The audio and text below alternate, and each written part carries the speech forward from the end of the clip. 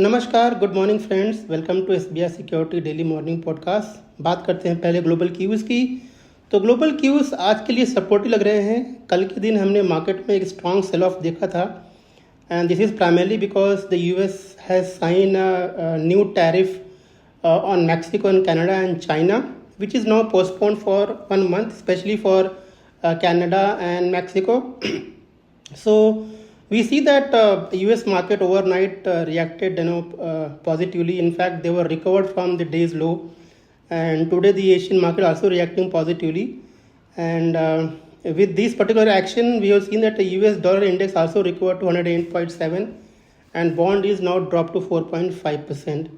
सो जो डिसीजन लिया यूएस ने पोस्टपोन करने का टैरिफ को 1 महीने के आगे लेके गए हैं उसको, ये बेसिकली ग्लोबल मार्केट के लिए जो है पॉजिटिव है और एशियन मार्केट भी आज पॉजिटिव रिएक्ट कर रहे हैं एंड देयरफॉर हमें लगता है कि हमारा मार्केट भी एक गैप अप के साथ में शुरुआत करेगा।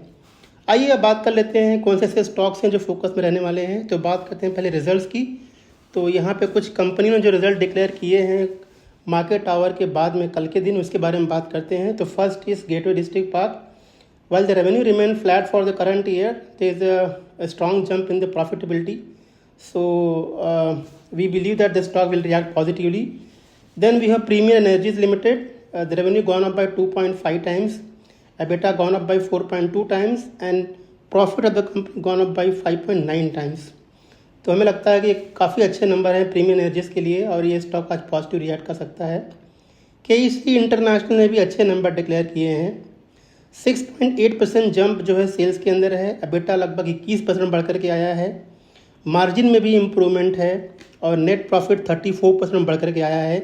कंपनी के पास 41,000 करोड़ का ऑर्डर बुक है which is 2 times of 9 month FY25 annualise sales. So decent revenue visibility है, शॉर्ट टू मीडियम टर्म के लिए है।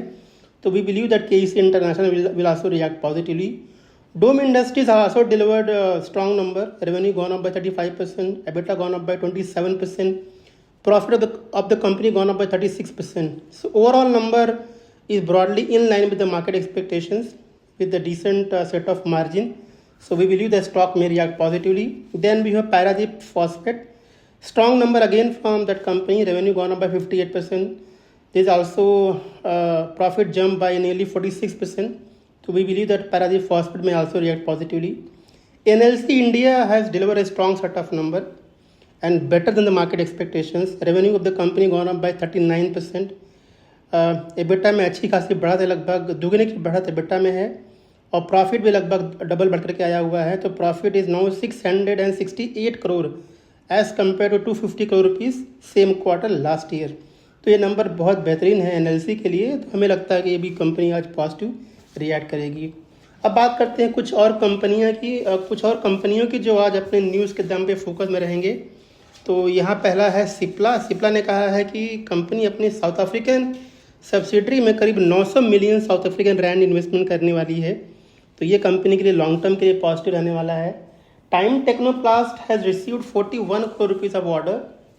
सो this is positive for Time Technoplast. We could see stock reacting positively.